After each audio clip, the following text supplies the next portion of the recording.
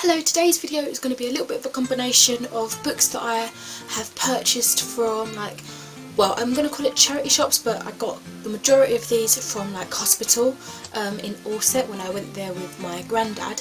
You just pay however much you want to pay and then take whatever you want to read. And then I've got some that were gifts from Christmas, so you're going to see me in two different sets of clothes just because I wanted to film this section with the books I've got now to get it out of the way. Otherwise I feel like I'll have way too many things to show you at once, even though I don't usually mind, but I kind of like to break it up a little bit. One video, 2 different days. Okay then, so let's start. So the first sort of stuff I actually got from the library, even though I said this is a charity shop Christmas haul. Anyway, these are the last 4 books in the Hitchhiker's Guide to the Galaxy trilogy in 5 parts series. I would have the first one with me, but I've already read that and I've taken it back to the library, and probably by the time this is up I would have read a good chunk out of these. I'm currently, as I'm filming this, in the middle of the second book, which is The Restaurant at the End of the Universe. Of course this is by Douglas Adams.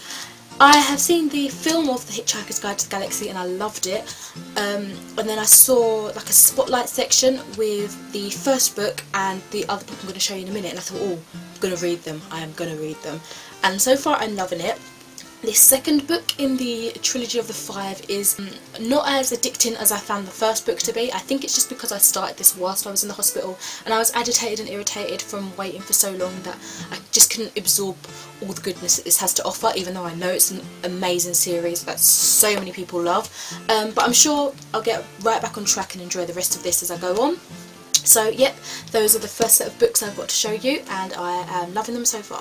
Okay, and then we have another library book, the other one that I mentioned that was in the spotlight. It was kind of like a classics kind of spotlight thing they had going on, and I actually kind of asked the librarian if I could buy this off of her, and she said no, only when they're really bad do they sell them. So I was very disheartened, but I'm sure I'll find a copy elsewhere if I love it that much. I want my own copy. And this is Edgar Allan Poe, The Best of His Macabre Tales, complete and unabridged. It looks awesome. It's a nice big heavy duty one that I can just read for a couple of months, you know, in between other stories. Really gorgeous edition. Loving the red and black contrast. It shows how dark his stuff can be. Let's see, I'll just list a few of the stuff that are in here. The Gold Bug, The Mask of the Red Death, Hop Frog, The Black Cat, which was the one that got me interested in Edgar Allan Poe, as I think I've mentioned many times before, when I was studying it in year 10 possibly. But yeah, this, can't wait to get into that. And then I got something that Joe got me from the charity shop I used to work at. This is a Neil Gaiman comic and it's Death, the High Cost of Living. Looks like that, quite strange. I've never heard of this actually, never heard of it at all, but yeah, I don't actually know what this is about, as with the other books that I'm about to show you from this charity kind of part of the video.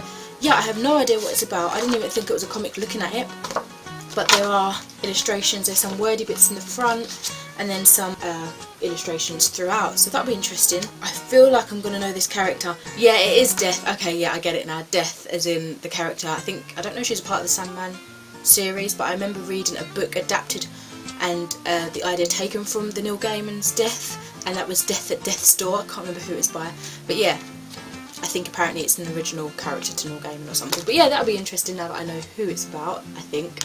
Okay, so on to the ones that I got from the hospital now. The ones, unfortunately, that I can't tell you too much about because I don't really know what they're about. So this first one here is Gail Z. Martin's The Sworn, The Fallen King Cycle Book 1.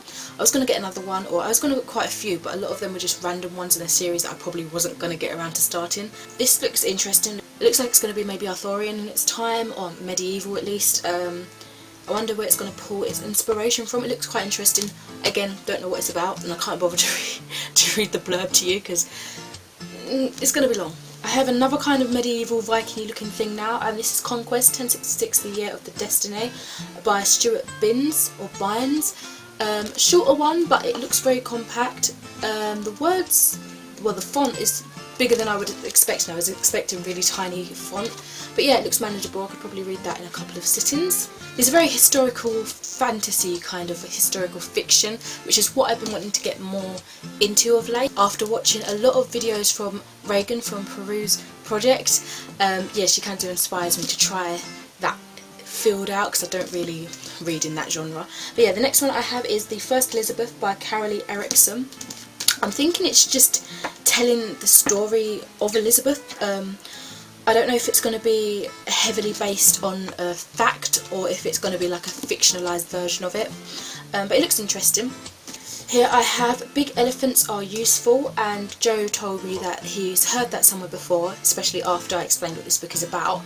By the way, this is by S.J. Hartland, and it's how they used to teach, well, they still might do that, how to teach people how to spell beautiful. I think, I don't know if I've ever got taught that way, but yeah, this is a compendium of mnemonics and idioms, so that looks interesting. It's just loads of different things to help you remember things, just silly little bits and bobs here, so that's quite cute, and I was excited to pick that up because I think I have seen this floating about before. And lastly, for this little section before I get on to the Christmassy parts, is David and Lee Eddings' The Redempt of Alathus. I think this is a paperback trade or whatever, you know, where they come really compact. I'm not too sure, but if it is, this is actually a really attractive looking one. I like the spine with a nice sword there. Again, don't know what this is about, but it looks like a hardcore fantasy. It might be historical fantasy like the others that I picked up, or historical fiction or whatever. But yeah, it's got a little black cat and I think it's cute. So that is all for this little bit. I'll continue in a second. Right, sorry about the pyjamas and like last night's curls, or I guess it's like frizz now, but we are continuing on with the Christmas books I got, and I had a wonderful Christmas, and when I'm filming this it was yesterday and now it's Boxing Day, and I hope you had a great Christmas too. So from my mum I got the 2 books from the, what's it called, the Raven Boys cycle. I got The Dream Thieves and Blue Lily Lily Blue by Megan Stivata. I also got The Raven Boys, but I think that was a mistake. Mum accidentally got it, but I've already read it and have it. So she's going to take that back, and I think I'm going to get another book in exchange for it. So I got those. This is a wonderful series. It's following these 3 boys from this like posh high school, and this girl who's quite different. Her family are quite unique, and they're kind of going on this, I want to say adventure, but I don't mean like Hobbit, Lord of the Rings adventure. They're just going on like this adventure, which is still equally as cool, but not as epic as that, to kind of discover this kind of supernatural, I guess, pathway that's occurring. I don't want to say too much, but the first book kind of not exactly answered all the questions, but it closed some of the questions quite nicely, but it did have some still open things, so it'll be interesting to see what they do in the sequel and the 3rd book. I don't know if that's just it, if that's like the end of the cycle, or if there's a 4th book. I think there might be a 4th book, because cycles usually are 4 books. That's just how I feel. But yeah, really good series, and I can't wait to continue. Pretty much all these books are from my mum except for 2, which I'll tell you when they're not. Then I got the trilogy of Miss Peregrine's Home for Peculiar Children. Obviously got that one, Hollow City, which is the 2nd book, and Library of Souls, which is the 3rd book, but I've kind of got them the wrong way around to you. And I've been wanting to read this series for ages. It was on my top 5 Wednesday book series you want to start in 2016. If you want to see that, I'll link that down below. But yeah, it's just such a haunting story about a mysterious island, an abandoned orphanage, and I think about this boy that's going to find it, or wants to find it because his granddad told him stories about it or something. But the images, oh yeah, my mum also got me this really cool ruler. I have a skull one like it, you probably can't even see, but it's little cats running around in a field.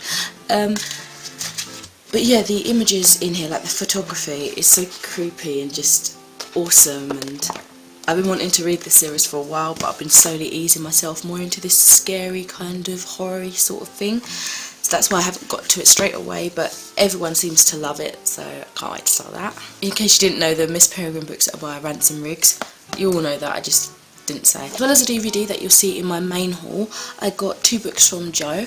I got This Book Loves You by PewDiePie, and it says, this book is clever and better looking than you. This book will blow your mind. This book loves you. I think it's supposed to be like motivational points, but it's, oh my god, it just turned on the best picture ever. But yeah, the points aren't that motivational, I think. Like, if you don't win, you lose last. Just check and see if you knew. Yeah, they're not really that motivational, but they're quite funny, so it's been a nice little thing to just flick through on a rainy day perhaps. And he also got me Treasures from the First 50 Years, Doctor Who, The Vault, forward by Stephen Moffat, or Moffat, however you say it, I don't really know, and written by Marcus Hearn. Oh my god, I've had a flick through and it's wonderful. It literally goes through all the years up until 2014, I think, just showcasing all the monsters that they've had, kind of like a fact file, when they appeared, what year it was, that sort of stuff. There's a really cool, like, I want to say map at the front. Oh, I hope you can see that. Yeah, really, really exciting. Oh my god, is this the original Cyberman? Maybe, maybe not, I don't really know. I never watched the old ones, so maybe I have to go back after reading this and check those out, because I started, like most people my age, started from Christopher Eccleston, and oh, loved him. Loved everyone to follow, but yeah, I really should catch up, well, try to, and watch all the old ones. I think that will take up a lifetime. And then continue on from my mum now, I got the official Game of Thrones colouring book by George R.R. Martin. Some gorgeous, gorgeous, I smacked myself in the face, designs in there. I really hope it's not being washed out. With some quotes from the books. I've started on the first one.